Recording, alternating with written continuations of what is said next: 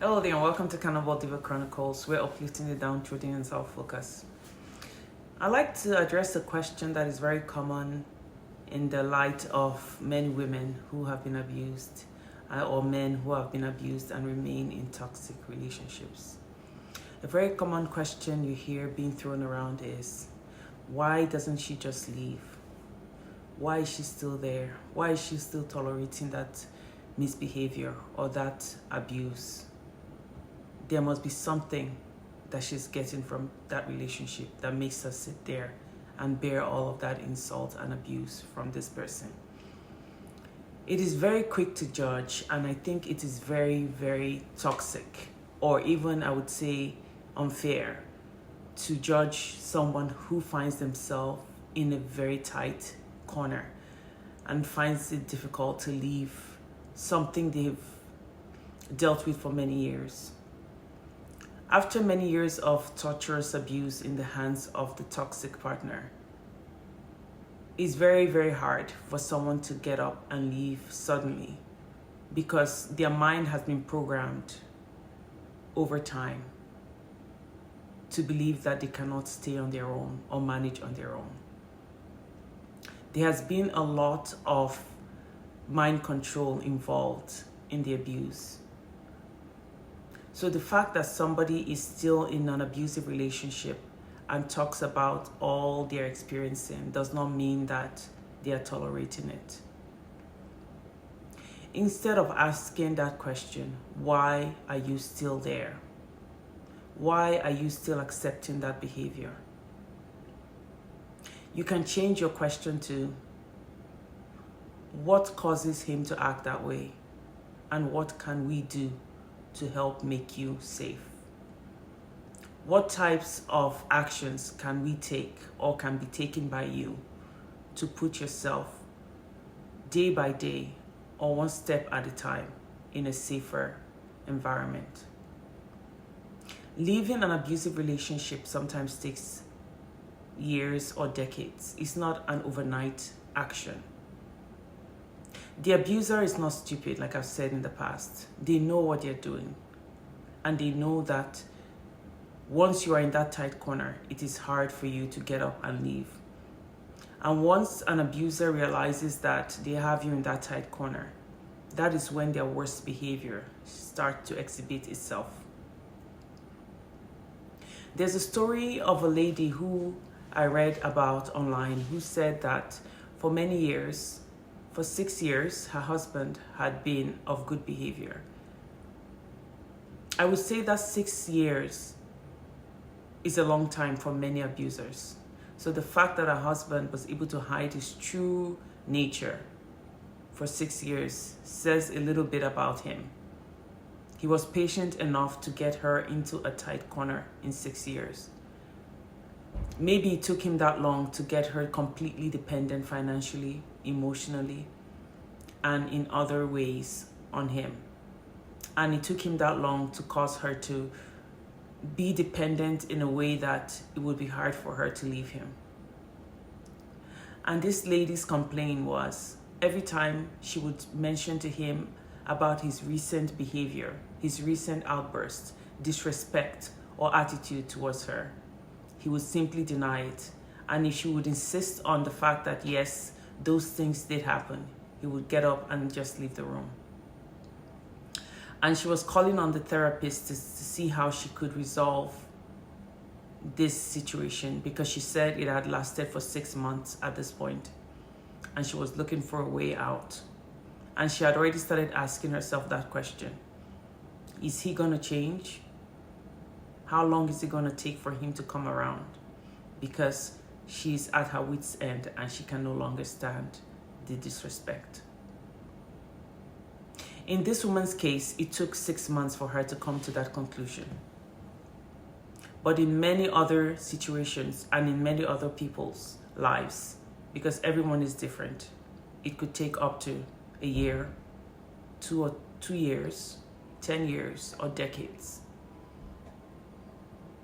Are we to then blame the victim again by asking the question, why are they still there? I would say that is callous, to say the least. Blaming the victim that is suffering inhumane treatment at the hands of her spouse or her partner compounds the problem for them. And that is why, as we all know, many people that give up and take their own lives, it could be all based on the fact that they have no one to call on and they do not have anybody to depend on, because nobody would support them. Because a lot of people are playing the blame game and blaming that person for staying put in that relationship. Some of the things that I've come to realize over the years is that so many people stay for different reasons. And I'd like to highlight some of those reasons that they stay. It's very obvious that financial reasons are on the top of the list. That person feeling dependent on their partner financially, not having a means of their own livelihood or a way of making money, is at the top of the list. Another reason is because they believe that people like their partner and see a different side of their partner in public. When their partner pretends to be somebody else and goes home and becomes a very terrible person to the spouse, nobody sees that. All they see is the partner in public, acting happy, acting like a happy and a good person. So when their spouse comes out to complain, everybody blames them and just looks at the partner that they're complaining about as a saint. He's always happy, he's always so respectful. He practically bows down to greet people. He's so humble, he's so kind. He looks like he could never hurt a mouse, because that is the image this person has constructed over the years. This abuser has taken the time to groom themselves over years and over decades to become somebody else in public that people see as a kind, loving, and gentle person. Whereas when they're at home, the people who suffer the brunt of their evil ways is the spouse and the children. And don't get me wrong, there are many women like this as well, who are somebody else out there, and then when they go home, they are cruel to their own children. They maltreat their spouses. They are like a tiger in the house, and they lash out at the easiest and the least provocation. A third reason why people stay is because of shame. They are ashamed of admitting the fact that they're being abused and tossed about emotionally, physically, and financially. Many people would rather bear the abuse than come out and admit that they're being treated in an inhumane way. They'd rather stay there and continue to suffer for years. Sometimes pride can get in the way, or sometimes it's just complete loss of independence and loss of self-esteem. As the years go by, the person that's being abused or the victim loses a sense of self. They lose confidence. They lose a sense of accomplishment. They become somebody completely different, because that is the goal of the abuser. And because they feel like this, it becomes less likely that they will ever take steps to leave that relationship. That again is the ultimate goal of the abuser, that they will have this person trapped forever, and that this person will never get the guts, the money, or the ability to pick themselves up out of the trash that they found themselves and seek for a better life. Another reason why people continue to stay is because there's a vicious cycle that has been established, which makes it hard for them to get a breather, to even plan, to even be able to make plans to escape this toxic environment. You may think that many abusers love children, and that is why you see many abusers deciding to have children. 1, 2, 3, 4, 5, and even more. Let me make one thing clear. It is not because of their love for children that they choose to have children. They choose to have children to trap their spouse into a tight corner of being a provider for these children and not being able to see the light of day to help them even make plans to decide to leave. A person who is busy having children, getting pregnant every year, and having babies would be very, very discouraged in a situation where they cannot handle their financial burden of taking care of the children, much less leave that relationship. Many women who are pregnant, who have been in abusive relationships, will tell you one thing. They experience more abuse during the pregnancy. The person who is supposed to be their loved one treats them even worse while they are pregnant. And many abusive men choose this situation and take this opportunity to leave their matrimonial bed in search of another person to share their bed with. They use the excuse that their wife is pregnant and they do not want to hurt her. How do I know this? Take a wild guess.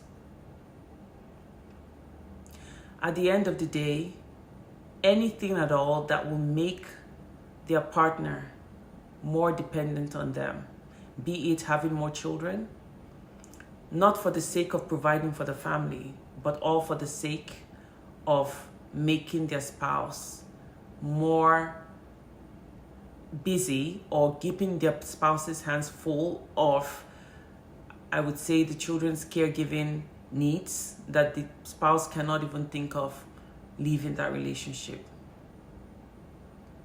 Have you ever seen a woman with 6 children, all under the age of 10, leaving an abusive relationship, for example? It takes the will of God, and it takes people who are very supportive, maybe extended family members, or a social service system that is very on top of things like this, to assist a woman with many children to get out of an abusive relationship. And that is another reason why you find the abusers isolate their partners from loved ones.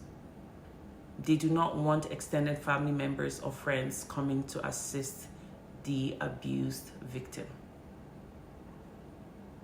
Any kind of help that the abused victim can get is discouraged by the abuser. They talk bad about the friends of the victim to the abuser, to the abused person. They talk bad about family members to isolate their victim from their family members. They go as far as changing geographical locations and moving away from the local environment to keep their victim far from the reach of those that truly love and care for them. The last thing the abuser wants is for their victim to get help. Another reason I would say that victims choose not to say anything or choose not to leave an abusive relationship is for the sake of the children. Many victims will say they're staying there because of the children. They want a better life for the children. They believe that the children need a father, or the man believes the children need a mother around. But is it not better to have a home that is free of anger, wicked rants, angry outbursts every single day? Isn't it better to have peace, or just have one parent caring for children who would eventually pick up on these negative traits of the abuser? It is much better to have a home that is at peace, a peaceful home, than have a two-parent home where there's never peace. The Bible even says so. It is better for a man to live on the roof than to live in a house with a nagging wife. Many a times when the abuser becomes very abusive and brings out their claws to attack, you'll find that it's the one who is a peace-loving one that leaves that environment. You'll find that it's the person that loves peace that will be the silent one, or the one seeking not to respond, or the one seeking to leave the house or leave that environment just to protect the children's well-being or to protect their sanity. Blaming a victim for staying in a relationship when they come out to say what has been happening in their relationship is not a good way to handle that victim's situation. It only compounds how bad they feel. It is better not to ask that question at all. Never ask the victim of abuse, but why are you still there? Or why did you stay so long? Or why didn't you do this? Or why didn't you do that? It's easier said than done. It's very easy to point fingers because you are not in their shoes and you do not know what they're experiencing behind closed doors. Years of strategic abuse have occurred that has caused the victim to feel stuck in the mud. They feel powerless, hopeless, and helpless. And if they were ever to open up to you to tell you their condition or the conditions in which they live or their situation, never ask them why they're still there. That is like a knife in the heart for someone who truly wants to live a toxic relationship. I beseech you guys out there, those of you who are in loving relationships, who have been blessed to be in a very loving and caring and compassionate relationship where you love each other and show each other respect. Be compassionate if anyone were to call you to tell you how they are living their lives with their spouse or their partner.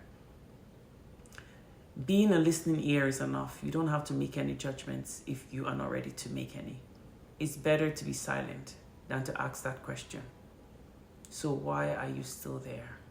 It's a very painful question to hear by the abuser or by the victim. I think we can do better. Many resources exist in Canada and in many other countries. One of them, I believe, is the Domestic Abuse Council of Canada. It's very easy to find. Many support systems exist. They are all online. All you need is Google to find help. And I pray that during this situation, whoever is going through any such situation now, I believe there are many who are silent, I pray for you that God intervenes and brings you out safely. Thank you for tuning in to Cannonball Diva Chronicles today. Please continue to show yourself love.